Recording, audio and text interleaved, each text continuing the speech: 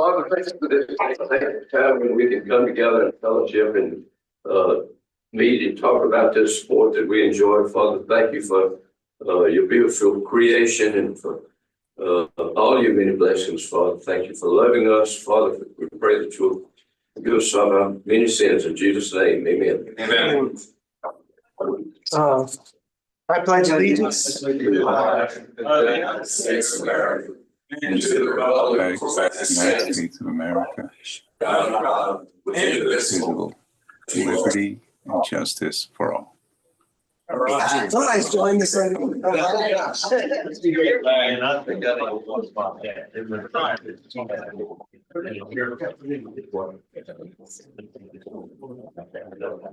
little Missouri. Down here, a fly tying hook. Who dropped it from the last meeting? Anybody missing a hook? Oh, probably wouldn't know, right? Who it is? That would be rich. Probably is rich. Let's start off with a little bit of club business. The dues are due. Who has not paid their dues yet? Everybody's paid their dues. Good. Treasurer? What's that? Well, how do we stand as far as memberships paid for 2025? Do you know? I've got that here just a second. Okay. You can now pay online with credit card or Venmo. I got one today. And there's a couple of online that I haven't updated the spreadsheet on, so. Come on, spreadsheet. 68, and there's probably, you got one today, 69, there's a couple on there I haven't updated spreadsheet, so 70. Okay. And that's not uncommon. I see Pat Spangler hasn't paid yet. Pat. Pat. Sister? Yes. Okay, so if you see somebody on there that you know that, I'll go down the list. yeah, but if you see somebody, you know, just, you know, call them out. Embarrass them, you know. She's fighting cancer right now, so probably is the last priority. I'm sure, yeah. But we'll send out another notice. We sent one yesterday, but I'll send out another notice in a couple of weeks, next week when I get back, let everybody know. Because we have some things coming up and you have to be a member to participate. One of them is a spring picnic, which will be held next month, the fourth Monday, at the recreation area in Coteau Lake. We have hamburgers, hot dogs. We have a registration form that we'll have. You go there and sign up on there. Say what you prefer, hamburger, hot dogs, or both. Yes, people bring sides. We never have a shortage of sides. We never have a shortage of desserts. People are very generous in this club. And so we'll have that. If we bring your own drinks, we'll have some there, some sweet tea or something like that, some water. But if you like to prefer to drink something, like Coke or something like a Pepsi, I'm not going to give that debate. Pepsi. But anyway, some people like Coke. So that's why we don't do that. We say if you want something other than teal water, it's plenty of thing. We do have a fly tying first before then, second Monday of the month. Which is the 14th this month, and Yeah. Jim is going to lead us in the goober bug, which is a Bruce sublet pattern, Bruce out of Texas, and we probably haven't caught as many species on it as we have like a real bandito. But as far as chinky fin, bluegill, anything that you fish for woolly bugger with, it's an easy tie, only uses chenille and legs, lid. We've caught the dog out of chinky fin and big bluegill on it. And bags. And bags, yeah. And big Yeah. trout. And big what? Brown trout. Oh, you caught brown trout on? 45 inch. Well, there we go, 25-inch brown trout. Oh, yeah. Yeah. So that's worth tying it all on its own. Yep. Yeah, it's a great pattern because even though it's easy to tie, tying legs in is something that you want. It's good practice for that. There's several techniques. Did we see Peter on there? Yes, Was Peter Peter's on up on there? Peter joined y'all for the Little Mo trip past weekend, right? Yeah, that's amazing. I think he just clicked off though. Let's see. Okay. He's right there. Yeah, okay. I'm gonna let Carlton talk about the Little Mo trip. Well, we got mixed bag. Oh, yeah, okay. All right. It's been pretty active already. We have 64 entries already. 64 entries already. And we have 14 people who have entered fish. And this, I don't think anyone's entered trout from the Little Mud Trip yet. I don't see. Did y'all catch any other species besides trout up there? Like, Striped shiner, but. Yeah. They're all over here too, so. Oh, okay.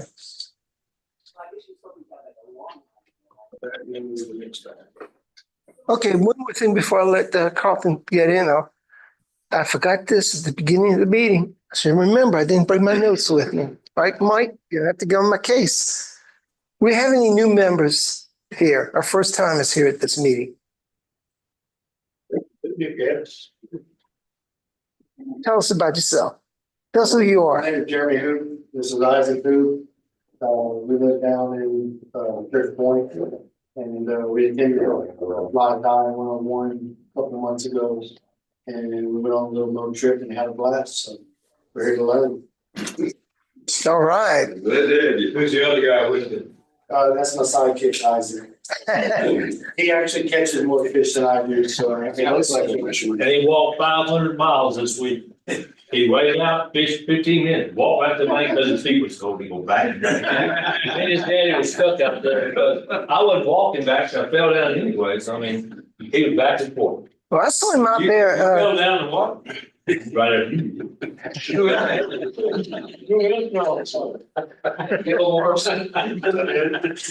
else did it too.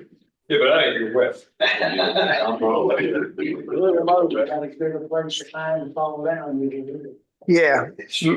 that whole chain of mountains, the Washita, between Lumo and Broken Bow, you know, it's slick. That's why I don't give up on my felt waders, or even studs. They're gonna be there as long as I fish those waters.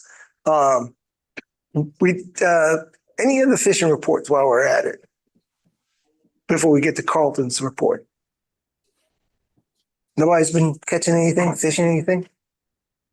Well, I was in 2 weeks up in eastern North Carolina, and the fishing up there was fantastic. It's still in the early phases. There were no bass, big bass on beds or anything like that. We didn't get into the sockeye in some of the good sockeye spots, but we did catch a lot. Rivers affected by the hurricanes last year. No, that you fished? no, they are all good. And there's some good fishing in there, but again, it's still early.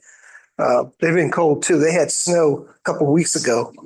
And I'm talking about, a foot of snow, which is kind of rare for Raleigh. It's almost as rare as snow in Shreveport, but it's, we've had this really crazy weather this year. But we did catch a lot of small bass. I took my granddaughters and my son's nephew out. I gave them each a fly rod and a reel and a fly line, I showed them, gave them a lesson about 20 minutes back at the house, how to do everything, did some casting out at the horse pond. Then I said, let them go. Let's go catch some fish. And we didn't catch anything for an hour. And then just before, when the trees dropped over the sun dropped over the tree line, it just got crazy. There were little bass biting everywhere. And my oldest granddaughter hooked one that we said, this is big. Now it's actually about 3 pounds, but it broke her off. Really? So she's all excited. What about the fires that are going on right now? Do they affect much of that fishery? No, the fires are actually further west from there. They're having some fire bad around Greensboro in that area. Yeah, Oh, really? yeah. And it's not because they haven't had rain. It's because of high winds. We had one day where it was 40, 45 mile an hour winds blowing. I had to go out that next morning, pick up branches all over the yard and people's, garbage and bicycles would blow into our yard. It was crazy. But then, by that afternoon, it was flat calm. And so kind of strange weather we have this time of year out here. So we're still kind of early. I haven't seen any reports of sockeye moving up on the banks yet. They've been catching a few big bass up on the banks, like in Blue Lake. Y'all know where that is on Toledo Bend? Yeah. Upper part, yeah. but it hasn't reached mid-lake yet. At least that's what I'm seeing. So hopefully, I'm back in time for some good fishing. It's a little late this year. It's about almost 3 weeks late, but hopefully it'll be good. So, well, speaking of good fishing, I heard there was some good fishing, if not great fishing, at least good fishing this past week at the Little Mo, and Carlton's going to tell us about it.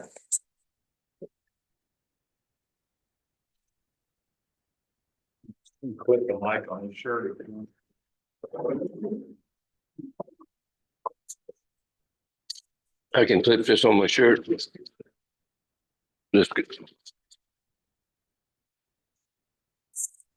I may have to help. Can you hear me now? Yes, good. Okay, yeah, this past weekend, Thursday through Sunday was our 11th annual March Brown trip. Most of y'all were on the trip, so it's not information that you don't know, but we had really almost ideal weather for the trip. It wasn't extremely cold. It wasn't extremely hot. It was a pretty breezy the first day, Thursday, when we got up there. And I think you went Wednesday and said it was just wind was howling, right? It was, yeah. And but the wind diminished some Friday. Saturday was not bad at all. The river is not in the best of shape. The water is about probably 8 inches to a foot higher than it normally is when there's no flow. The river is flowing. Water's coming out of the bunga valve from the bottom of the lake. And that valve's open about 7%, which is good in a way because you always have moving water, even in the big pools, which you don't have if there's no flow. So that's, I think, really helps the fishing.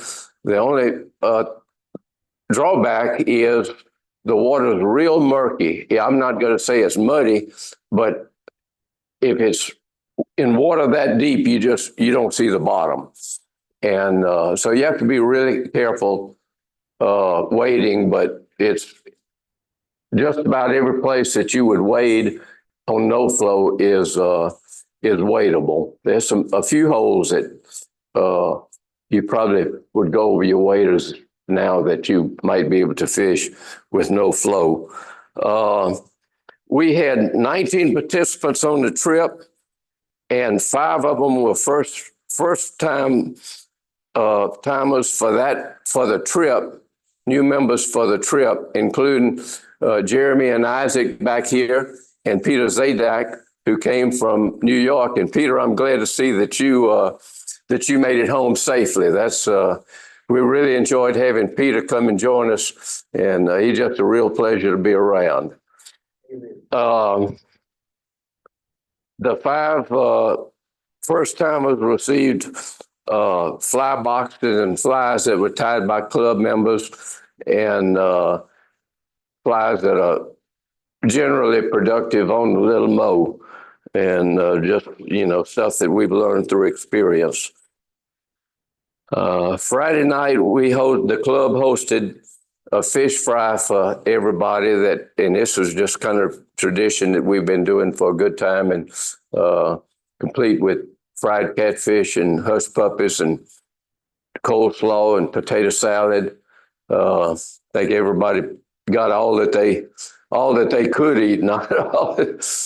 We really overdid it as far as the amount of fish and everything that we had. But I always said I'd rather have too much than not enough. And then on Saturday we had a mystery fly tournament in which, for those that you may not know, everybody's given a fly pattern that nobody knows what it is until the meeting the night before, which we did at our fish fry. And that's the only fly that you can use. I'm going to pass around the fly that we had this year is an Oregon cheese that was tied and donated by Mike Ingram, the local resident up there on the river. And it turned out to be pretty productive. Of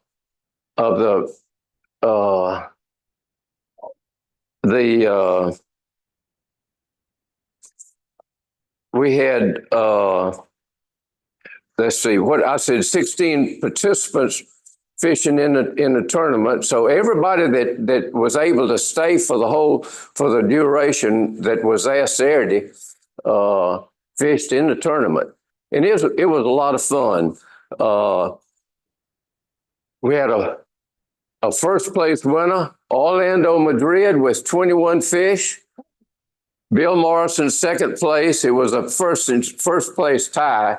Bill got second place with 21. How they broke the tie, I'm not sure, but. The person who reached 21 first. Okay, all right. Do the mix. That was a good way to do I it. knew Orlando had reached it first because he was leaving as I was catching my 21st fish. And he said he had 21 as well, so I knew he beat me to. Yeah, okay. Well, Orlando was fishing in what we call the meat hole, and I was fishing in the wall hole just upstream from him a little bit. And I couldn't tell who it was down there in the meat hole, but somebody just was netting fish one right after the other.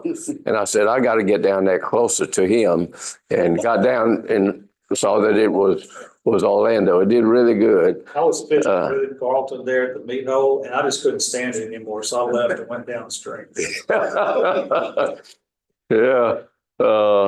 And then, so I was 21 for each for Orlando and Bill. I came in third with 12. I think Ed Jones had 10 for fourth, and Rich was fifth with how many? 5. And a total of 73 fish caught in the tournament. All right. I got to thinking, you know, I've been thinking that we didn't do as good fishing this year as we did last year because of fishing conditions just a little bit harder, it seemed like, or I hadn't done nearly as good this year. But the first 3 places last year, if I remember right, totaled 53 fish caught in the tournament. And this year, the first 3 places were 54 fish caught. And so really, it was probably turned out to be, you know, surprisingly good. You know, we get ideal conditions, no telling what we're going to do up there, you know.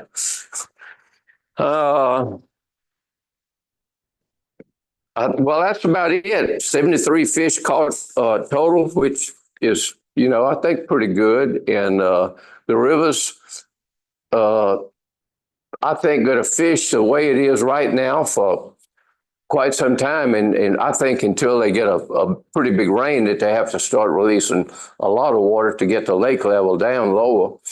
But I don't see any change due to the construction on the dam hadn't started yet. And ain't no telling when it's going to start. It was supposed to start, you know, several weeks ago, but it hasn't. Oh, this is first, second, and third place received a cup like this. And fourth place, fly box stocked with flies.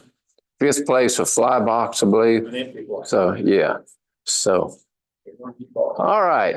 And if I'm not mistaken, Isaac back there caught a fish in the tournament. Is that right? I thought so. Congratulations to Isaac. So, if anybody hasn't been on this trip, I think just about everybody has. It's just a lot of fun, and it won't be long before we set the dates for next year and put it on the calendar. All right.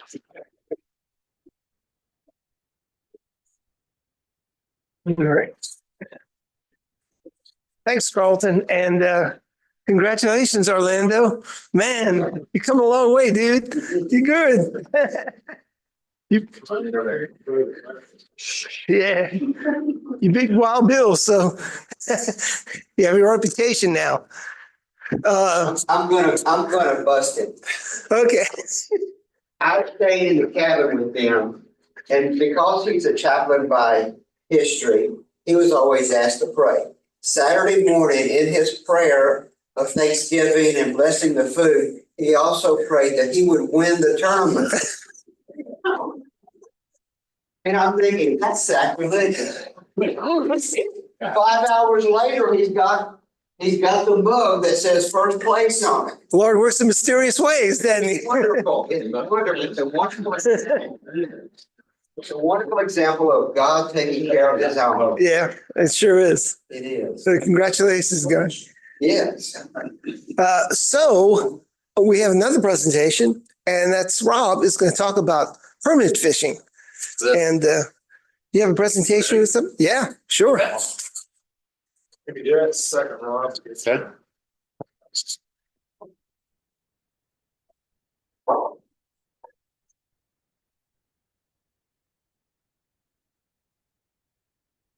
So I put together some pictures that I had from this trip.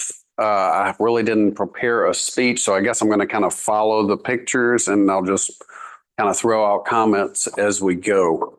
But I will preface it by saying that this is my third time to go to Mexico on a permit fishing trip.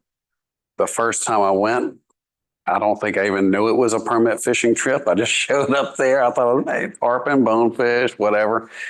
And the first two trips, I came back with zero. So this is not any bragging deal right here, but if it was 2 hard years, a lot of learning, a lot of difficult, humiliating experiences. But I figured I was like, I really want to figure this thing out and figure out what it's all about. And so last year, after getting my behind kicked for the second time, I said, I've got to start taking this more seriously in terms of the casting, because it's hard. And just getting to the fish and the wind and the rocking boat and all the stress and everything else and all the things going on in your head, it's tough. So I did come back and I spent a little time with a couple of the guys here in this room. And then I spent a lot of time in my yard. When I say a lot of time, like probably 5 days a week. I'd come home from work, I'd go spend 10, 15 minutes in the yard, just cast. Keep practicing and working on it. And I just couldn't handle getting humiliated again. So I did it and it paid off. It's not like I caught a bunch of fish, but at least this year I caught some fish. So I was happy about it. So, this is in Mexico. This is a little painting that's on the wall where you eat dinner. And so it's not a blow up of the whole area. I didn't get that, but this is south. It's on the Yucatan Peninsula, very far south, maybe 20 or 30 miles from Belize border, I'm guessing.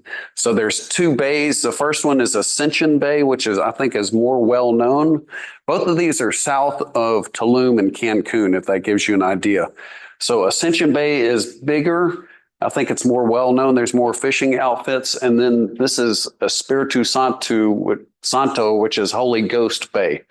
And we stayed right up in here. So there's a place that's called Punta Pajaros. And so there's a huge section of beach right here that's owned by one guy that he owns 20 or 30 miles of beach. He's one of the wealthiest guys in Mexico. And he owns 2 lodges. The first one up here, it says Casa Blanca, which means White House, and then Playa Blanca, which is White Beach. And they are both really cool Mexican style places, little huts, lodges, white plaster, beautiful beaches, no development around them, just a really neat, unspoiled place. And to get here, you had to fly to Cancun, you spend the night in a Courtyard Marriott, and the next day we'd get in a puddle jumper and fly down here, about a 45-minute flight, land on a little private airstrip.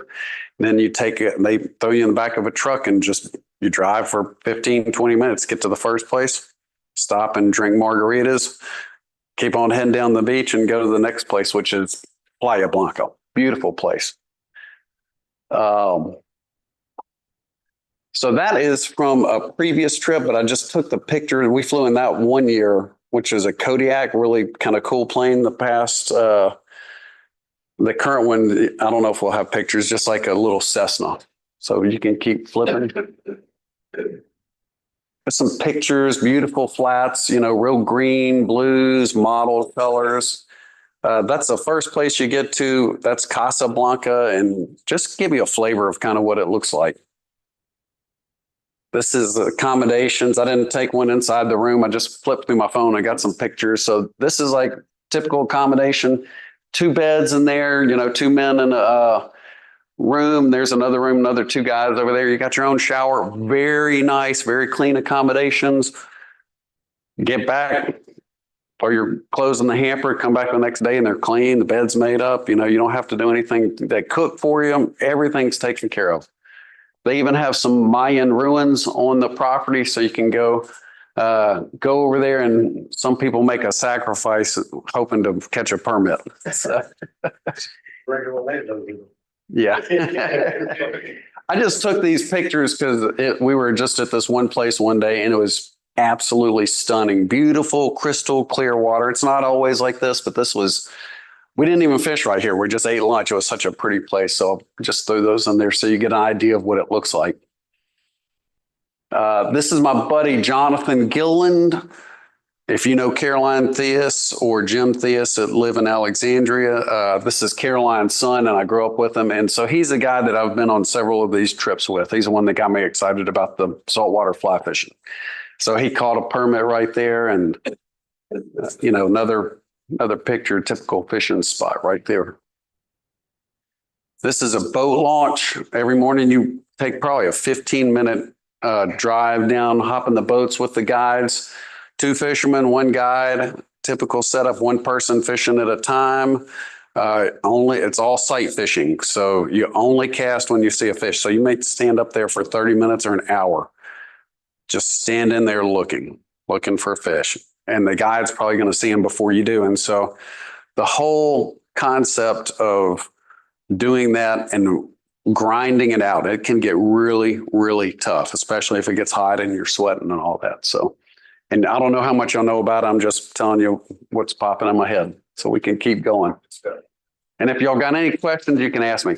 So this is the first permit that I caught. So that's kind of embarrassing. It might be the smallest permit in Mexico, but I was pretty darn happy to catch it. And so at this place, if you catch a permit, you've got to eat a scorpion and take a shot of tequila. And so the scorpion is pickled in a bucket of tequila. And so you don't get to pick it. They pick one for you. And it's about like eating an uncooked crawfish, with a shell on. Wasn't very good, but I was happy to do it and choke one down. Every day after fishing, there's 12 people in the whole lodge. The whole lodge is taken up by 1 group that sponsors it. So the group that I went with is called Trout Hunter. So Trout Hunter is a place in Idaho. My buddy Jonathan went to college with the 2 guys that own the Trout Hunter. So that's how I found out about it. And that's how I kind of got dragged into this situation. And so,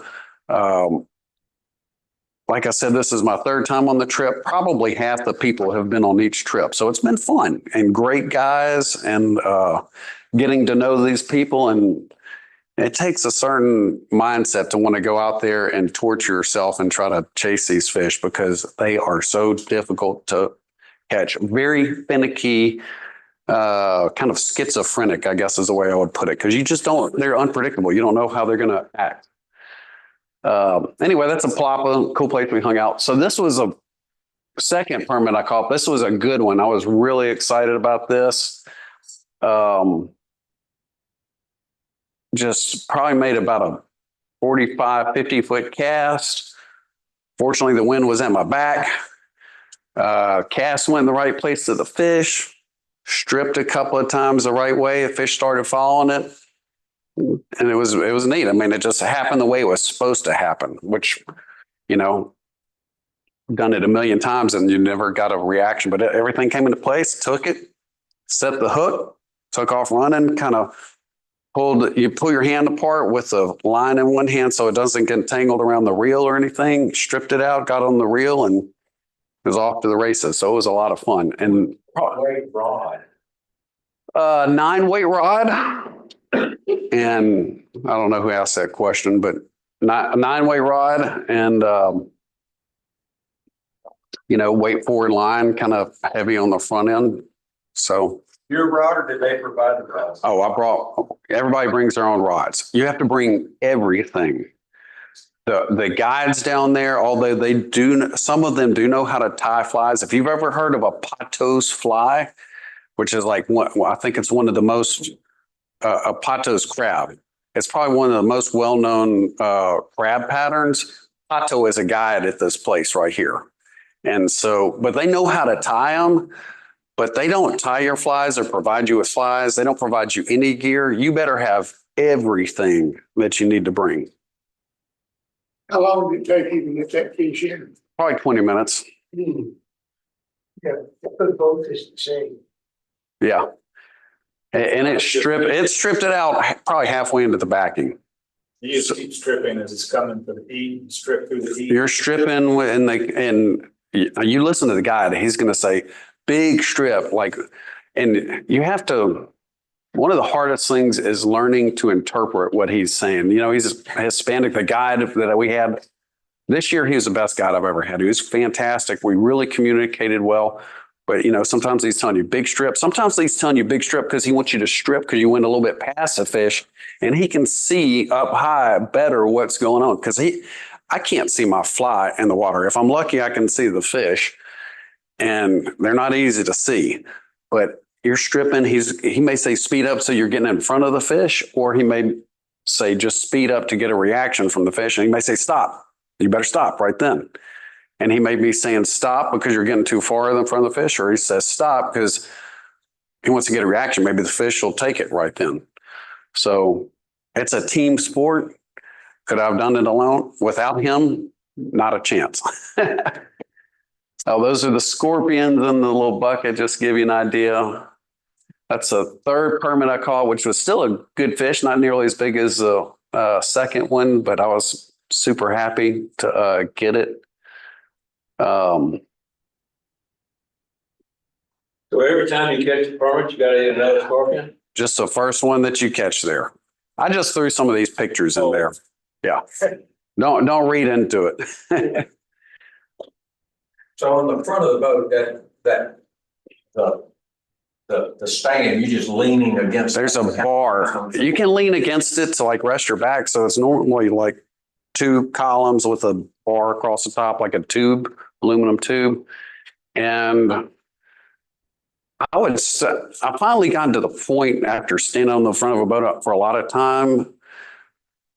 I think this trip I realized I need to get away from that bar and quit leaning on it and get more active and act like I'm owning the situation just from an attitude standpoint, because your emotions, or at least mine, kind of up and down. So I was like, I'm just going to stand on the front of this boat, quit leaning on the bar and act like I own the place. And that sounds like a cocky thing to say, but you kind of have to get your mind right because you're going through all these up and down emotions and doubting yourself. And so I was like, time to man up, and do that. So I only would lean against that bar when I had to and take a rest. And, we'll stand up maybe for 30 minutes or an hour at a time, and then you swap out and your buddy takes a turn up there. Or you get a couple of shots, and if you miss them, which most of the time you do, you give him a chance. How many shots typically in a day would you have? It varied, but that's a great question. And I'm embarrassed to say we had a lot of shots and some of this. And some of them aren't good shots. Some of them are into the wind at 50 feet, and I can't get it there. I just can't do it. And a lot of times you mess them up or you get tangled up on something. I mean, everything that bad that can happen is going to happen at some point in time. But I would say the best day, maybe 20 shots per man. But we had one day at the end, I think I had 3 shots in the morning and my buddy had none. And maybe each had a couple that afternoon. So, I mean, if you're the other guy and you have no shots for 4 hours at a time, it starts wearing on you. When you say a shot, are you talking about a shot? A cast, a chance to cast, a chance to cast. And if you cast, you probably only have one chance to cast at it. If you're lucky, if you mess up, it's better if you mess up big because then you don't disturb the fish. So maybe you can like strip it in real quick and get another shot. But a lot of times if you get in and it's not the right spot, you might spook them anyway. Are they schooled up or just individual? Sometimes it was singles or doubles or triples, and sometimes big school, 50, 60 fish in there. And sometimes they're a little bit like a big school of small fish. Sometimes you get some singles or doubles that are, pretty big fish. And, and when you're in crystal, some of the waters are clear, the bottom is mottled, but we fished in this one place that was crystal clear. And the bottom was nothing but sand, not a rock, not a plant. So you can see everything, but so can the fish. I mean, it's almost impossible to get it there, not disturb the fish, and have them take it in that situation. We didn't get a bite in that situation. We cast a couple, and it was a joke. How close could you typically get to them before they would spook? Somebody asked that earlier. I would say the closest that I think you really have a good shot at catching one is 40 feet. But 50 or 60 feet, it improves a lot because you're that much further away from them. Their chances of seeing you or feeling the boat or feeling vibrations, the closer you get, the more that increases. So a short cast would be the corner over there? I would say, I don't know how far that is. That's probably 45, 50 feet from me to the corner over there. So, I mean, that's like the perfect distance right there. Much further than that, I mean, it's hard to be accurate. And then the wind's blowing and the boat's rocking. And I mean, there's a lot going on. What kind of fly line? Weight forward fly line, Rio flats, I think is the one that I have on my reel. So any other species you have a shot at? I did. By some miracle, I also caught a tarpon and a bonefish one day. So that was a grand slam. I was like really happy. But it was with that first little tiny permit. My buddy told me he said that's a slutty slam. He said that didn't count. And then I caught the big one the next day and I said, is that one slutty? And he laughed. But so, hey, I don't care. I'll take it any way I can get it. Let me get your video up. Oh, the permit easier to catch than the bonefish? No way. Bonefish I'm not going to say bonefish are easy to catch, but they are a lot easier to catch. You can go out pretty much anytime and go find some bonefish and catch bonefish, which is a great way to learn how to fish in saltwater. I mean, you have to go learn how to do that first, I think, just to get used to casting in that environment and looking for the fish. And, if you're away from it for a year, the first 2 days, I was struggling seeing fish. And last year I was able to see pretty well. I got some really good prescription sunglasses. This year I came and the first 2 days I was not seeing them very well. And then I started getting used to seeing it. But bonefish, they kind of get used to looking hard for the fish in the water. They are tough to see.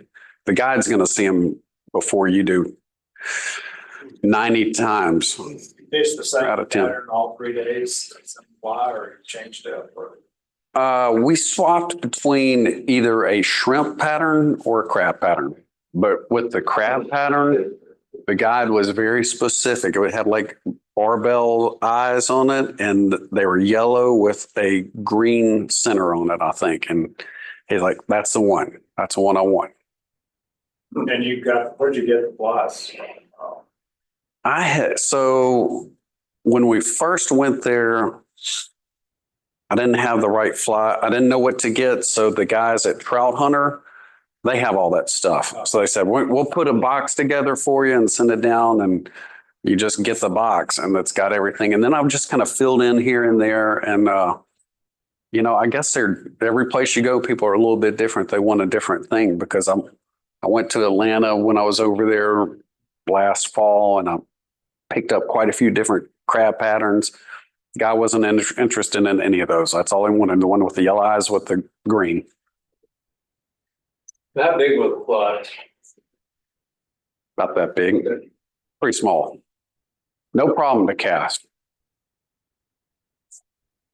And the shrimp were, about that long, not big. What's the name of the fly? Patos, Pato apostrophe S, Patos crab. So you're just stripping it all the time. You're not using an indicator at all. Oh, no, there's no indicator, anything like that. You want to get out there, lay it out, let it, he's going to tell you, either he's going to want you to lay it out, let it sink for a minute, and he's going to tell if the fish is on the bottom or if the fish, sometimes you'll see the fish and they're high up in the water column, or they're right at the top. You'll see them around, you'll see their backs and fins. Hey, and, that's cool when you see them, but it makes you really nervous. Yeah. Anyway, he's got a little video if you want to watch it. So Is that it? pretty much, yeah.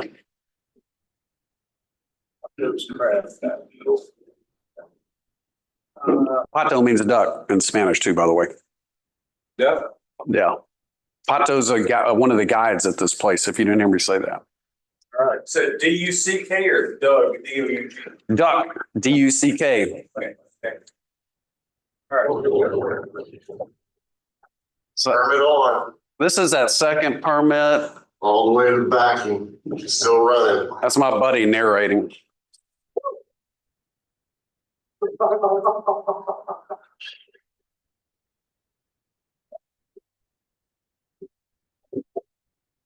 So, you got to fight them. You need to be paying attention. Is the fish going this way? If it's going this way, turn your rod over there to keep the hook pulled against their mouth. And if he starts going that way, swing your rod to the other side. So I'm probably not probably saying, oh, you're not doing that right. I think you're supposed to like reel and then pull like that is a proper way to do it. But I was just hanging on for dear life at that point, hoping not to lose a fish, Catch your pants. Yeah. Yeah.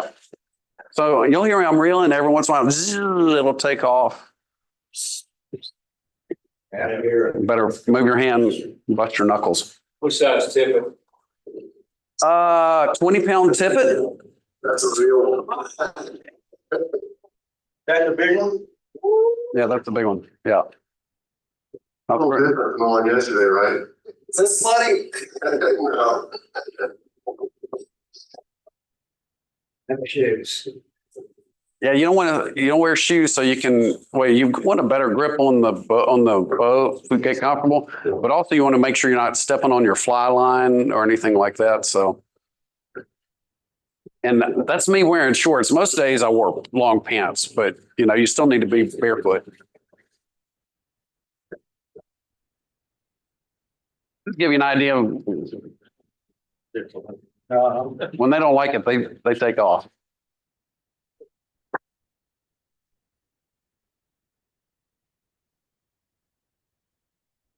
I don't think this is bringing it in. I'm not mistaken. And how long did you fight us? Still haven't gotten to the line yet. No, you see him out there? We're watching like back into the back.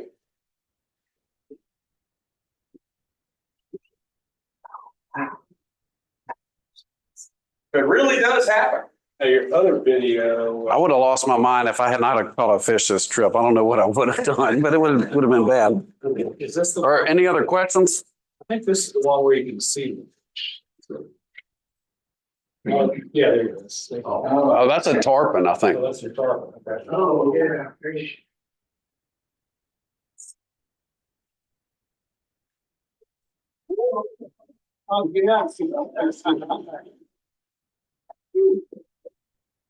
It's not done yet. Such a non-weight as well. That's a good question because you always keep several rods strung up. And it's either 9 or 10. So you carried 9 and 10 weight. And my buddy, I mean, there were a couple of times that we used a 10, not because you needed it for the size for a permit, but just for the wind, to get that extra power to try to cast in the wind. And look, it was not that bad this year. I've been a previous year.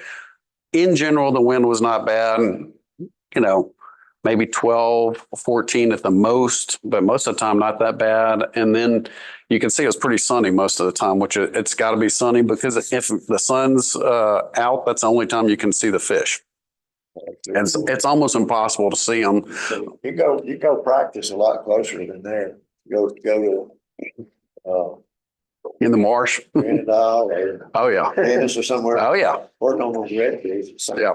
So I'm starting to do that too. So, Big difference between a redfish and a permit. yeah. I have to confess that Rob's got a bigger permit than I have.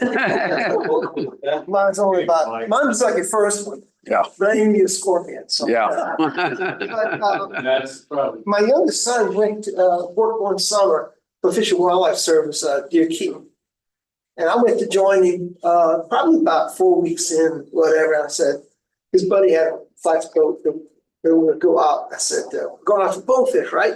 He said, they laughed at me. He said, we don't go for no stinking bonefish. Yeah. And I found out there was a school permit like that. And those fish are really spooky, the ones in the Keys like that. He put that crab fly right there on it. And I'll never forget, that fish took off like a train and just ran right by the boat. And then he was holding this 10 weight like he had 10 weight also. And that fish was just going, that line was just zipping through the water. That fish was going. Yeah, that's cool. I said, that's a fish I need. Yeah. It's a very cool experience. I mean, if you can put up with it and put up with a lot of suffering, it's totally worth doing. But I mean, it's a lot of suffering to get there. A lot of rejection, There's a reason why. like high school. Dale Brown has, many years back, Dale Brown, he was in every magazine, whatever, as the first person to catch 1,000 permit on fly rod. Really? Yes. Wow. I did not know that. You might be able to break his record. Ooh, I better start going a lot more. Yeah, it's That's impressive. Talking about Coach Dale Brown? No, Dale Brown. The murky crab. And, Okay. yeah. Your little speaks. Oh, Okay. Thanks, Rob. Yeah. Let's go around again. I need to add one more thing about those low trips. The young man back there, Peter and I were sitting on the bike, he lost his indicator. Okay, so I told him, I said, just throw it back and just watch the line. He lost one and caught one in first travel without an indicator. It was nice. So he did it the right way, right? Jim Guerin used to make fun of me. He said, I have a strike indicator out there. He said, that's no way to catch a trout. That's disrespectful to trout. Yeah. He never fished with an indicator. He did an amazing job. He listens Yeah. very, very, very well. And it's all. He's got a great stuff. I got a video of His fish. Yeah. You have a video of him catching the fish? Yeah, I have a Samsung, so I don't think it's gonna be. I got a clear. This is Samsung TV right here. We should be able to cast it. Email it to me. email or text. Email. Yeah, if you don't mind taking a minute, we'll watch this video. Yeah, while he's doing that, I'm gonna tell y'all something I forgot to tell you earlier. For those who are interested, at the end of April, the red stick fly fishers are gonna have their annual spring trip to Lake Concordia of Lakeview. They stay in Lakeview Lodge. I don't know if y'all know where that is in Vidalia area. And they're inviting us to join them if we want to. So I talked to Randy Leon Packer yesterday. They still have 3 rooms that they had set aside and 2 rooms in the lodge. So they have a big lodge there, and that's where all the activities take place, where everybody gathers like on Saturday night for the big fish fry, using fish that hopefully you've caught, right? That shouldn't be a problem. Well, everybody always catches fish, especially catfish. That is one place, if you want to catch a catfish on fly rod, I guarantee you, put a jitterbait under an indicator at Concordia Lake, and sometime during the day, you'll catch one. I caught as many as 9 one year. So, and they're nice catfish too. They're about this big. So everybody gets to eat well Saturday night. And, they have, yeah. And so it's Friday night and Saturday night in case anybody's interested. And, I can send you the information forwarded to you from, Randy. How about that?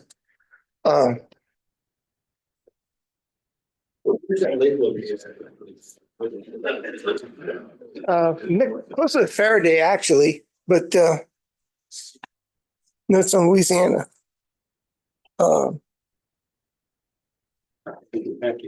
Here to show you this.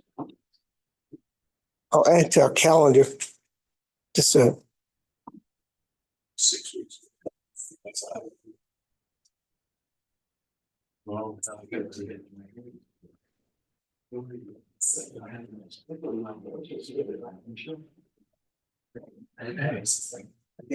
it's slow here. Okay.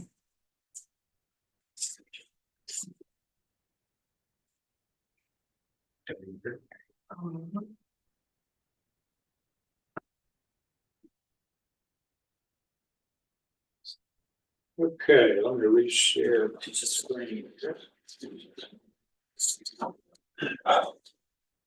Okay, here you go, Isaac. This is you.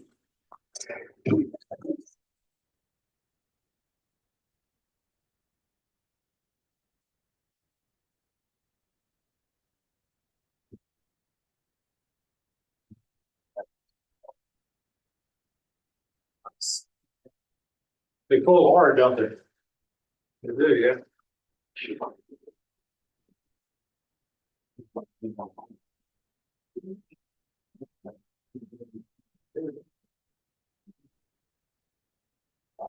Oh,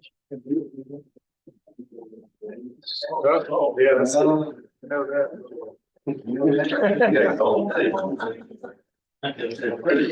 What's that? You know what? I'm real good at that idea. Thank you. My practice with it.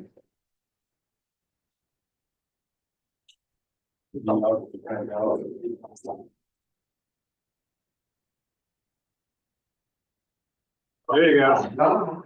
Nice. Good job. Good job. All right. Yeah. Put in a quick plug. Yeah, let me just answer this question right here. The Spring Concordia trip is April 25th and 26th, the Friday and the Saturday. Robert? Okay, I want to put in a plug for our smallmouth trip that we have.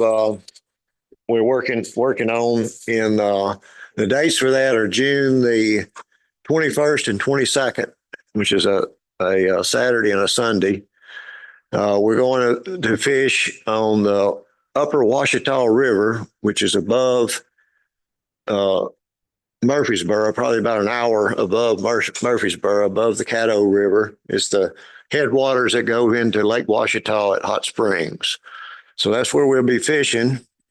The Ozark fly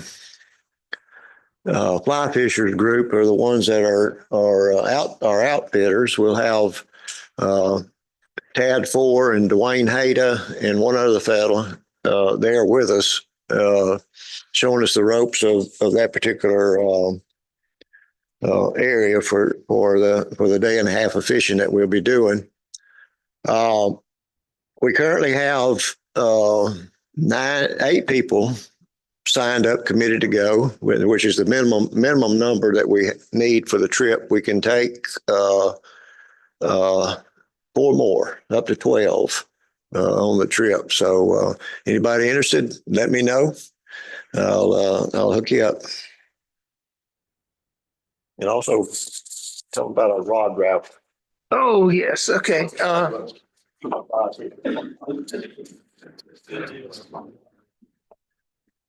So anyway, we had a rod that was donated to us for Christmas. Jeff Albert. Jeff Albrecht put it together. He built it on the NF North Fork Composites, Iconic Glass. It's an 8 foot 5 weight rod. And it's, for those who don't know, North Fork Composites is owned by Gary Loomis. Many years ago, Loomis sold his rods, his brand, his name to a big Japanese fishing company. Shimano, yes. And he got out because of health reasons. Well, his health improved, fortunately. And he got a lot better and he was eager to get back into the fishing industry.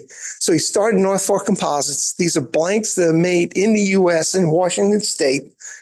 And I'll tell you right now, Roger Breedlove built a number of rods off those blanks, and they are just fine, fine rods, outstanding rods. This one is second generation, third generation glass rod. So when you put it in your hand like that, it balances off perfectly with a reel. There's no swing weight or dip weight like that to it.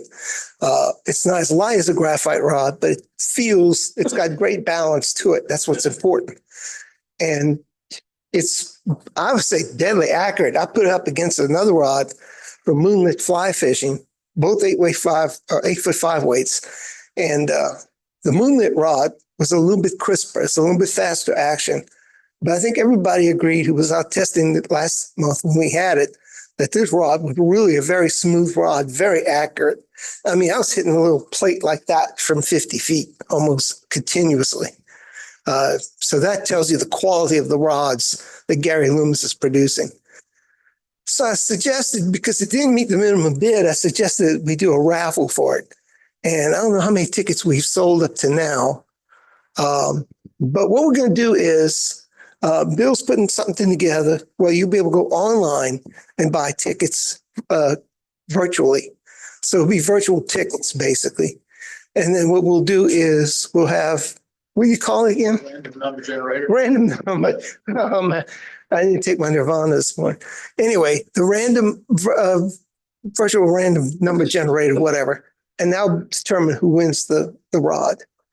And if you've seen his rods, Jeff does outstanding work. So it's, yeah. On the other one he built me on that same blank. This week. He did. Yeah, I highly recommend it. So it's a purple rod. So if you're an LSU fan, you definitely want this rod in your collection. Is that online? Not yet. Not yet. We're going to have it online, and I'll send an email out to everybody so they can buy tickets for it. Who has the rod right now? I do. You do. Can you take pictures of it and send to me, and I'll put it in? Yeah, sure. Okay. But anyway, it's a really fine rod, and I think whoever wins will be really happy with it. Again, it's not your typical graphite. It's a slower action, but it's that S2 blank, which is a lot more responsive and has a lighter tip and everything. It's not my grandfather's fiberglass rod for sure. I really enjoyed test casting that rod. I really did. And as Jim said, so we're going to have that out there, and then we're going to do the drawing at the spring picnic. And we'll let you, it's just at the end of April.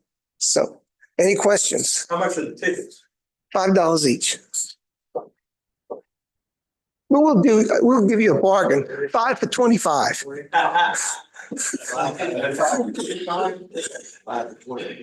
for 20. 5 for 20. Math, right? Yeah. So 5 for 20. Remember, we'll have to put that in the thing as well. Any other questions about the raffle, the rod raffle? Any questions about the Lumo trip? Any questions for Rob about the permit trip?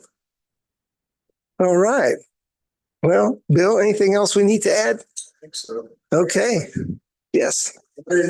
Jason Bass for Droppy. Anything for the one up? Anyway. Well, I was giving a report.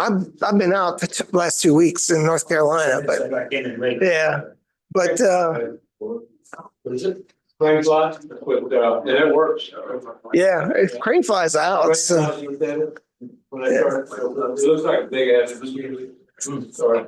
Oh, yeah, with the long legs and stuff. Yeah, yeah. and, they don't bite. Yeah. But they put in that though, when I start and. Yeah, when they start out, and it's been late this year. Because like, it was like, I think just after our March fly time, I went outside and I saw the first crane fly I'd seen this year. And then since then, we've had a frost. I'm glad I didn't put my plants in the garden while I was gone because it got down to, yeah, my neighbor said it got 34 degrees. Spent 4 days this week up at Katy Lakes. It's gonna chase big bass out there. Got one day and one crappie the next. I guess it's still a little early for us. Yeah, the only good report I heard bass fishing anywhere was at Caddo Lake. The Band Bassing Kayak Fishing Club, which I fished on their tournaments, had a kayak tournament up there. And for most of them, it was a tough outing, but the top 3 finishers all caught 90 inches of over 90 inches of bass. That's 5 fish, which is about 16 inches, a little over 16 inches average fish. So they're catching some real nice fish up on Caddo right now. But yeah,